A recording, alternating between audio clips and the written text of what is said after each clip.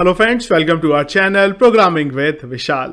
आज के वीडियो में गाइस हम लोग बात करने वाले हैं फैक्ट्री पैटर्न के बारे में।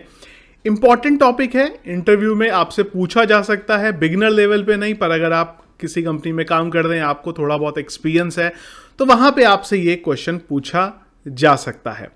एक और इंपॉर्टेंट चीज़ है इस टॉपिक की, वो ये है कि जो इसकी डेफिनेशन है वो एकदम सही डेफिनेशन है।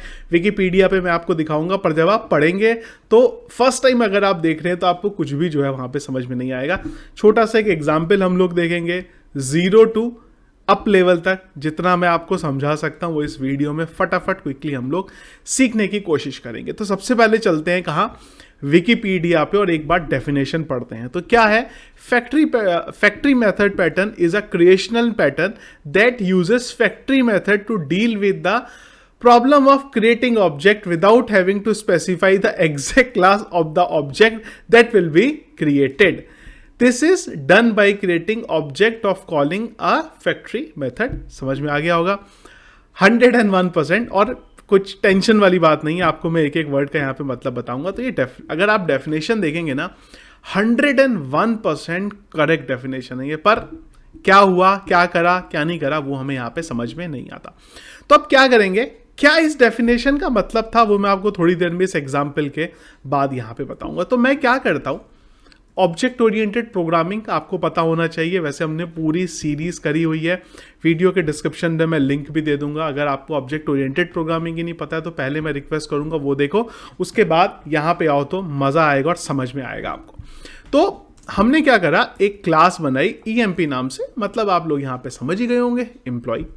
इस जो क्लास हमने बनाई इसमें हमारे पास कुछ प्राइवेट वेरिएबल हैं। लेट्स से इस एम्प्लॉय की ID और इस एम्प्लॉय की सैलरी और इस एम्प्लॉय का डेट ऑफ बर्थ, सेल एंड DOB। शॉर्ट में लिख रहा हूं मैं, लंबा नहीं यहाँ पे। तो ये जो हमने फंक्शन बनाया यहाँ पे, अभी जो हमारा बना है, इसका अब हम लोग एक कंस्ट्रक्टर बना लेते हैं। तो मैं डाल देता हूं public function underscore underscore construct. अब कंस्ट्रक्टर से वैल्यू भैया साइन कर सकते हैं, बिल्कुल कर सकते हैं। $ID $सेल $DOB। चलो जी, ये आ गया हमारा। अब मैंने बोला this ID is equal to $ID। ठीक है जी, क्या करा हमने, जो हमारे वेरिएबल है उसको यहाँ पे असाइन कर दी, जो भी इस पैरामीटराइज वैल्यू हमें यहाँ पे मिली है वहां से। तो कंस्ट्रक्टर का काम हो गया हमारा खत्म। इसमें तो मुझे लगता ही नहीं है कोई किसी को दिक्कत होगी। अगर ऊप्स ऑब्जेक्ट ओरिएंटेड प्रोग्रामिंग थोड़ा बहुत भी पता है तो ये बिल्कुल ठीक है आपके लिए।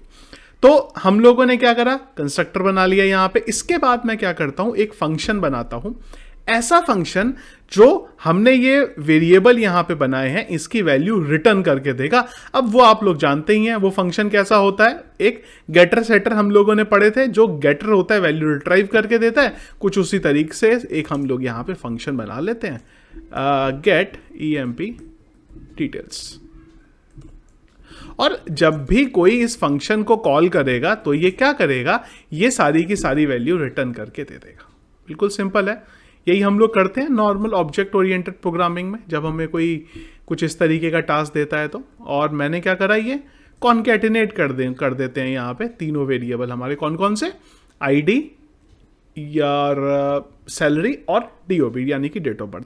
एक बार पेज को हिट करके देख लें भाई, कोई एरर तो नहीं है कोई भी एरर यहाँ पे नहीं है। सिंपल है, क्या करा, एक एम्प्लॉय नाम से क्लास बनाई, 3 हमने वेरिएबल बनाया, हम लोगों ने फंक्शन बनाया, सबसे पहले कंस्ट्रक्टर, उसके बाद एक फंक्शन बनाया जो सारा का सारा जो डिटेल है हमारी रिटर्न करके यहाँ पे दे देता है। तो यहाँ तक सिंपल कहानी हमारी हो गई। अब एक बार चलते हैं डेफिनेशन में।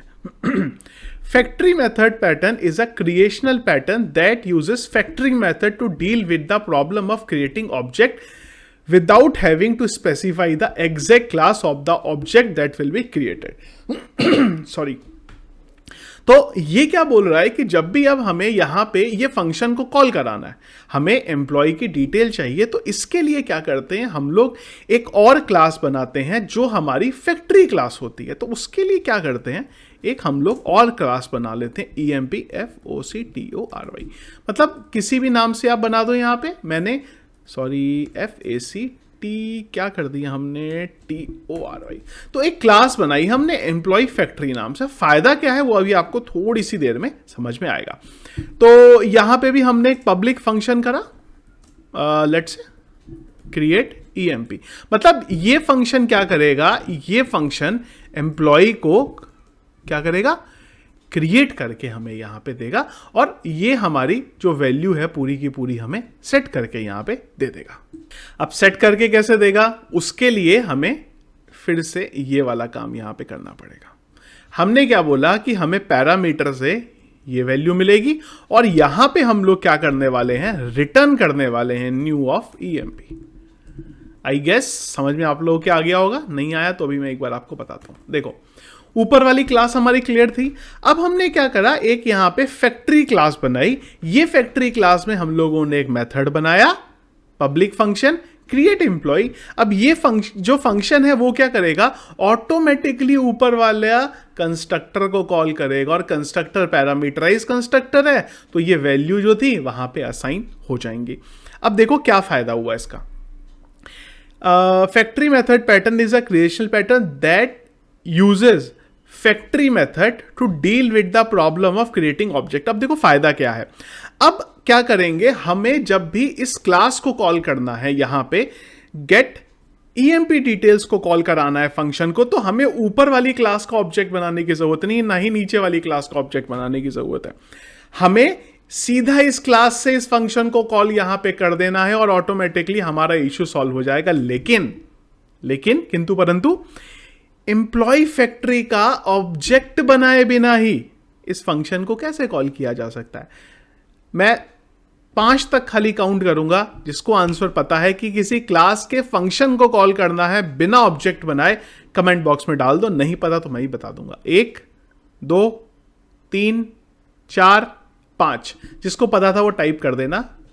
स्टैटिक याद आया कुछ, फंक्शन से पहले अगर हम स्टैटिक लिख दें तो क्या होता है, अब उस फंक्शन को हम लोग कॉल कर सकते हैं बिना उस पर्टिकुलर क्लास का ऑब्जेक्ट बनाए बिना। एक बार हम लोग जरा पेज रीलोड करके देख लें भाई, यहां तक कोई एरर तो नहीं है। नहीं। अब देखो क्या फायदा हुआ ये सारा माथा पच्ची करने का। OBJ ऑब्जेक्ट बनाया हमने, किसका, सॉरी OBJ, चलिए ऑब्जेक्ट बोल देते हैं। हमने बोला कि इस क्लास के इस फंक्शन को कॉल किया जाए। देखो ब्यूटी, देखो यहां पे क्या हुई, इस क्लास के इस फंक्शन को कॉल किया जाए और इसको बोला जाए ID, और सैलरी हमने बोल दी लेट्स से 25 के, और हमने DO भी बोल दिया आज लेट्स से 1 दिसंबर 2000, चलो ये कर दिया। अब फायदा क्या हुआ देखो, अब हमने ऑटोमेटिकली ये वाली जो क्लास थी इसके ये वाले पर्टिकुलर फंक्शन को यहां पे कॉल कर दिया। हो गया। अब अगर मैं यहां पे इसको एक चीज दिखाता हूं आपको, इसको अगर मैं कॉल करता हूं, इसके बाद अगर मैं प्रिंट अंडरस्कोर R करूं इस ऑब्जेक्ट को जो OBJ बना हमारा, देखो क्या आता है। देखा क्या हुआ, अब यहां पे इसके पास ये सारी की सारी वैल्यू आ गई हैं। अब आप इससे कॉल करना चाहो तो कॉल यहां पे कर सकते हो। अगर मैं इसको बोलूं ID, तो क्या ये मुझे ID देगा? नहीं, इसने यहां पे एरर दे दी, can not access private property EMP। क्या करें, कुछ ना करें। अब अगर मैं यहां से इस फंक्शन को कॉल करा दूं, क्या मैं कॉल करा सकता हूं? एक बार देखें, मुझे सारी की सारी वैल्यू मिल गई। जो ऊपर वैल्यू थी, जिस तरीके से हम लोगों ने कॉल किया था, मैं यहां पे एक तो स्पेस डाल देता हूं। देखो 1 आ गई ID, और इसकी जो सैलरी थी वो आ गई, और इसकी डेट ऑफ बर्थ यहां पे आ गई। और एक काम कर देते हैं, इसके आगे ही मैं एक BR टैग भी डाल देता हूं कि अगला वाला जो है वो नीचे आ जाए इसके। ठीक है। अब देखो दोबारा अगर मुझे कोई ऑब्जेक्ट कॉल करना है ना, तो मैं क्या करूंगा, इसी को कॉपी कर देता हूं, और इस बार यहां पे ID2 कर देता हूं, यहां पे 30 कर देता हूं, और यहां पे 4th कर देता हूं। देखें एक बार, ये देखो क्या हुआ आप समझो, अब यहाँ पे यही इंपॉर्टेंट चीज़ और यही छोटा सा काम ये कर दिया। देखो, हमने एक मेन क्लास बनाई, उसके अंदर सब कुछ डाला।